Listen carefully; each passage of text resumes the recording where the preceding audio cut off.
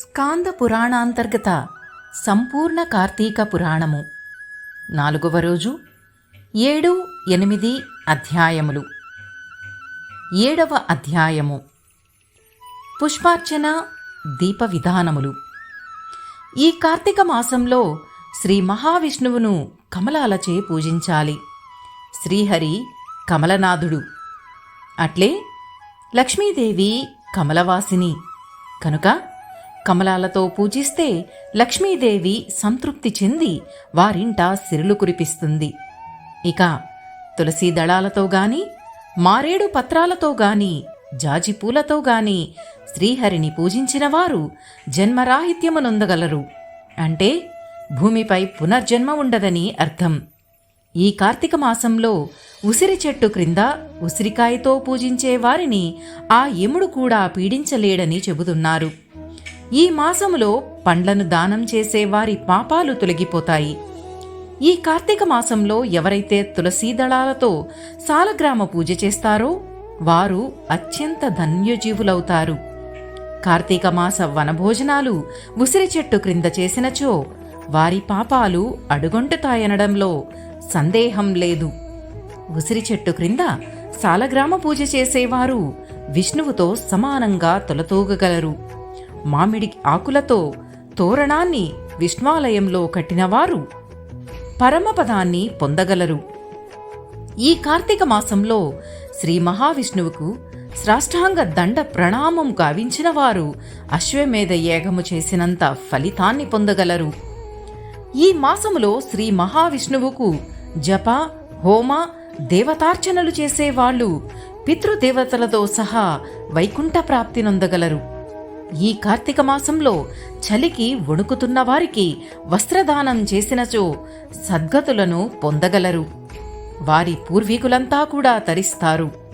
శ్రీహరిని ఈ నెలలో అవిష పువ్వులతోనూ తులసీ దళాలతోనూ పూజించిన వారు ఇహపర సౌఖ్యముల నుండి ముక్తి పొందగలరు. ఈ మాసంలో శివుణ్ణి జిల్లేడు పూలతో పూజించిన వారు పూర్ణాయుష్కులై శివసాయుజ్యాన్ని పొందగలరు. ఈ మాసంలో నదీ స్నానం, దీపదానము, దీపారాధన, వనభోజనం, దేవతారాధన చేయడం వల్ల అనంతమైన ఫలితాన్ని పొందగలరు. అట్లు చేయని వారికి జన్మరాహిత్యము ఉండదు సరికదా, పునః పుడుతూనే ఉంటారు, గిట్టుతూనే ఉంటారు. ఈ కార్తీక మాసమంతా ఆధ్యాత్మిక భావంతో భజనలు, కీర్తనలు, నాట్యములు, హరికథలు మునగునవన్నీ నిర్వహించే వారి యొక్క గత జన్మ పాపాలన్నీ నశించి విష్ణు సన్నిధికి దగ్గరవుతారు. అన్నదానము, నువ్వుల దానము, నదీ స్నానము, పురాణ శ్రవణము, బ్రాహ్మణులతో సహపంక్తి భోజనం చేయువారు సాక్షాత్తు శ్రీ మహావిష్ణువుతో తూగగలరు. ఈ మాసమందు కార్తీక నోములు నోచుకోవాలి. అంటే కార్తీక మాసంలో వచ్చే 3వ సోమవారం నాడు మరియు కార్తీక పౌర్ణమి నాడు హరిహర పూజలు, పేరంటం నిర్వహించడం, దాన ధర్మాలు చేయడం మంచిది. ఇది వారి వారి వంశాచారాన్ని బట్టి ఉంటుంది. శక్తి ఉండియు ఆచరించని వారు 100 జన్మలు కుక్కగా పుడతారు. చివరకు చండాల యోనియందు జన్మిస్తారు. కార్తీక వ్రతాన్నాచరించని నాస్తికులు తమ తదుపరి జన్మలో గాడిదగా పుట్టి పిమ్మట 100 జన్మల వరకు సునకయోనియందు జన్మిస్తారు. ఈ మాసంలో కదంబ పుష్పాలతో కమలనాభుని పూజించిన వారు స్వర్గప్రాప్తి నొందగలరు. శ్రీహరిని పద్మాలతో పూజించిన వారు నక్షత్ర మండలంలో చిరస్థాయిగా ప్రకాశిస్తూ ఉండగలరు. అవిస పూలతో పూజించిన వారు అమరలోకానికేగగలరు. వృద్ధులు, రోగిష్ఠులు మున్నగు అశక్తులైన వారు ఈ కార్తీక మాసంలో ఆదివారం నాడుగాని, శుక్ల పాడ్యమి నాడుగాని, పౌర్ణమి నాడుగాని, అమావాస్య నాడుగాని ప్రాతకాలమందు స్నానము చేస్తే ఈ కార్తీక మాసమంతా స్నానం చేసినంత పుణ్యం సిద్ధిస్తుంది. అది కూడా చేయలేని వారు ఈ కార్తీక మాసమంతా ఈ పురాణాన్ని చదివినా వినినా కూడా స్నాన ఫలాన్ని పొందగలరు. ఇవి అన్నీ శక్తి లేని వారికి మాత్రమే. శక్తియుండి చేయని వారు చండాల యోనిలందు జన్మిస్తారు. ఇతరులు వెలిగించే దీపాలను చూసినా వారి పూజలలో సహకరించినా స్వర్గానికి చేరుతారు. ఈ కార్తీక మాసమంతా హరిహరులను పూజించకుండా, స్మరించకుండా, కీర్తించకుండా, భజించకుండా అంటన్నట్లు ఉండేవారు 7 జన్మలు కుక్కలుగా పుడతారు. కావున ఈ కార్తీక మాసమంతా శివ విష్ణువులను స్తుతించాలి. 7వ అధ్యాయము సమాప్తం. 8వ అధ్యాయము వశిష్ఠుని జనకుడు ప్రశ్నించుట. వశిష్ఠ మహర్షి చెప్పినదంతా విని జనకరాజిట్లు ప్రశ్నిస్తున్నాడు. ఓ మహర్షి, వర్ణసంకరము చేసి మహాపాపాలను మూటగొట్టుకున్న దుష్టులు వేదోక్త ప్రకారం ప్రాయశ్చిత్తాలను చేసుకుంటేగాని పుణ్యాత్ములు కారని ధర్మశాస్త్రాలన్నీ ఘోషిస్తుండగా మీరేమిటి కేవలం కార్తీక మాసంలో కార్తీక వ్రతాచరణ ధర్మము చేతనే సమస్త పాపాలను నివృత్తి చేసుకుని పుణ్యం మూటకొట్టుకుంటారని చెబుతున్నారు. ఎందుచేత? ఇందులో ఉన్న ధర్మసూక్ష్మమేమిటి? కించిత్ పుణ్యం ద్వారా సమస్త పాపాలు ఎట్లు నశిస్తాయి? మహాగ్నిని గుప్పెడు నీటితో ఆర్పగలమా? మహాపర్వతాలను కొనగోటితో పెగలించగలమా? మహాధృతమైన వరదలో కొట్టుకొనిపోయే వానిని గడ్డిపరక కాపాడగలదా? కావున మహాపాపాత్ములు సైతం కేవలం కార్తీక మాస వ్రతాచరణ ధర్మము ద్వారా ఎట్లు పుణ్యాత్ములవుతున్నారు? ఇందులోని విశేషమేమిటి? ఈ ధర్మసూత్రాన్ని వివరించి చెప్పండి స్వామి అని కోరాడు. జనకుని సందేహాలను నివృత్తి చేసిన వశిష్ఠుడు, రాజేంద్ర, మంచి ప్రశ్నే వేశావు. మానవులకు మహోపకారం చేయగల ధర్మ మీమాంసను నేను అనేక ధర్మశాస్త్రాలలో చూశాను. అవి ఎన్నో అద్భుత విషయాలను వివరించాయి. వాటిని తెలియజెబుతాను విను. సత్వగుణము, తమోగుణము, రజోగుణము అని 3 గుణాలున్నాయి.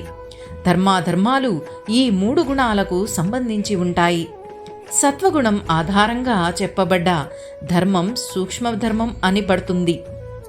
గుణజనిత కార్యాచరణ ఫలమును పరమేశ్వర అర్పిత మొనర్చున్నది. ఆధ్యాత్మిక ఆధిక్యత గల ధర్మము ఇది సమస్త పాపాలను పోగొడుతుంది.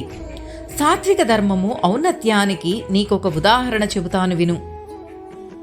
తామ్రపర్ణి అను సాగర సంగమం చెందు ప్రదేశంలో నదిలో ముత్యపు చిప్పలు స్వాతికార్తిలో చేరుకుని అందు పడిన వర్ష బిందువులో అత్యల్పమైన నీటిబొట్టు ముత్యమై అమూల్యమవుతున్నది. గంగా, కృష్ణ, గోదావరి నదుల పుష్కర కాలంలో చేయు దానం అది ఎంత స్వల్పమైననూ ఆయా నదీ తీరాల యందుగల ఆలయాలలో జపతపాది పూజలు విశేష ఫలితాన్నిస్తున్నాయి. ఆ పుణ్య విలువను అనంతముగా ధర్మశాస్త్రాలు ఒక్కాణిస్తున్నాయి. రాజస ధర్మాన్ని గూర్చి చెబుతాను విను. ఫలాపేక్షతో చేయు ధర్మకార్యాలు శాస్త్ర విధులు పునర్జన్మ హేతువులై కష్టసుఖాలకు కారకాలవుతున్నాయి. తామస ధర్మం దేశ కాల పాత్రలననుసరించి చేయు శాస్త్రోక్త విధులు డంబికాచరణలకు హేతువులై సత్ఫలములను అందించిన ఆచరణలను దేశ కాలమాన పరిస్థితులను గమనించి చేయు నిష్కామ్య చర్యలు అక్షయ ఫలితాలను సమకూర్చుతాయి. పెద్ద కట్టెల మోపు చిన్న అగ్నికణముచే భస్మపైపోయినట్టు పుణ్యచర్య తెలిసి చేసినా తెలియక చేసినా పాపం భస్మీపటలమైపోయి తీరుతుంది. అజామిళుని వృత్తాంతము. ఇందుకు ఉదాహరణంగా హరినామస్మరణంతో తరించిన అజామిళుని వృత్తాంతాన్ని వివరిస్తాను విను. కన్యాకుబ్జ క్షేత్రంలో సత్యవ్రతుడనే విప్రుడుండేవాడు. అతని భార్య హైమావతి, సుగుణవతి. ఆ దంపతులకు లేకలేక ఒక కుమారుడు జన్మించాడు. వానికి అజామిళుడని పేరు పెట్టుకుని అల్లారుముద్దుగా పెంచుకుంటున్నారు. అతి గారాభం కారణంగా అజామిళుడు అడ్డు అదుపు లేనివాడై సమస్త వ్యసనాలకు అలవాటు పడ్డాడు. దాసితో సంపర్కం పెట్టుకుని ఆమెను పెళ్లాడి తల్లిదండ్రులను వదిలి ఆమెతో ఉంటుండేవాడు. ఆ స్త్రీ కారణంగా మధుమాంసాలు మరిగాడు. పశుపక్ష్యాదులను వేటాడి జీవితాన్ని గడుపుతుండేవాడు. ఒకనాడు అజామిళుని భార్య అయిన దాసి చెట్టుకాయలకై చెట్టెక్కి కొమ్మ విరిగి నేలకూలి మరణించింది. వారికి యుక్త వయసు గల కుమార్తె ఉండేది. అజామిళుడు కామాతిశయంతో ఆ కుమార్తెతో సాంగత్యం పెట్టుకుని కాపురం చేస్తుండేవాడు. వీరికి బిడ్డలు కలిగారు. వారంతా పుడుతూనే చనిపోగా ఒక బిడ్డడు మాత్రం బ్రతికాడు. ఆ బిడ్డకు అజామిళుడు నారాయణ అని పేరు పెట్టి ఎంతో ప్రేమగా చూసుకుంటేవాడు. కాలం గడిచి వార్ధక్యం కలిగి అజామిళునికి మరణం ఆసన్నమైంది. ప్రాణాలు తీసుకుని పోవచ్చునని యమభటులు చూచి భయకంపితుడైపోయి, నారాయణ నారాయణ, నన్నెవరో తీసుకుని పోవుచున్నారు, నన్ను కాపాడు నారాయణ అని కుమారుణ్ణి పిలిచాడు. ఆ కుమారుణ్ణి పిలుస్తూ అంత్యకాలంలో హరినామస్మరణం చేయడం వలన విష్ణుదూతలు వచ్చి అజామిళుణ్ణి వాళ్లు విష్ణులోకానికి తీసుకెళ్లడానికి తమ రథంపైకి ఎక్కించుకున్నారు. ఈ ఆకస్మిక సంఘటన జరిగినందుకు యమభటులు, అయ్యలారా, అతడు పరమ దుర్మార్గుడు, మానవుల పాపపుణ్యాలకు సూర్యచంద్రులు, అష్టదిక్కులు, ఆదిదేవతలు, వాయువు, గోవులు సాక్షులు. వారి సాక్ష్యాలు ఆధారంగా చిత్రగుప్తుల వారి చేత యమధర్మరాజుగారు చిట్టా వ్రాయించి ఆయువు తీరిన వెనక వారి వారి పాపకర్మలను అనుసరించి దండనకు యమలోకానికి తీసుకురావడానికి మమ్ము వినియోగిస్తారు. ఈ మేరకు పరమ దుర్మార్గుడిగా బ్రతికిన అజామిళుడిని యమదండన నిమిత్తం మా లోకానికి తీసుకుని పోవచ్చని యమదూతలము ఈ పాపాత్ముణ్ణి మీరేలా తీసుకు వెళ్లదలిచిత్రో తెలియనేరకున్నాము అన్నారు యమభటులు. అయ్యా, సమవర్తి దూతలారా, విష్ణునామస్మరణ ఎంతటి దుర్మార్గుడినైనా విష్ణు సాయుధ్యానికి అర్హుణ్ణి చేస్తుంది. కనుక ఇతని గత పాపకృత్యములన్నీయూ సమసిపోయినవి. కనుక ఇతనిని మేము శ్రీహరి సన్నిధికి తీసుకుని పోవుచున్నామని అజామిళుణ్ణి వెంటబెట్టుకుని విష్ణుభటులు వైకుంఠానికి వెళ్ళిపోయారు. పరమ దుర్మార్గుడును, క్రూరుడను, పాతకుడను అయిన నాకు ఈ వైకుంఠవాసం లభించడం మరణకాలమున హరినామస్మరణ కారణము అని హరి విస్మరించుకుంటూ వైకుంఠం చేరుకున్నాడు అజామిళుడు. రాజా, అంత్యకాలమున హరిని స్మరించడం వలన ఇంతటి పుణ్యం కలగగా కార్తీక వ్రతం ఆచరించడం వల్ల ఎంతటి పుణ్యం ప్రాప్తిస్తుందో ఊహించు అన్నాడు జనకునితో వశిష్ఠుడు. 8వ అధ్యాయము సంపూర్ణము. ఓం నమః శివాయ.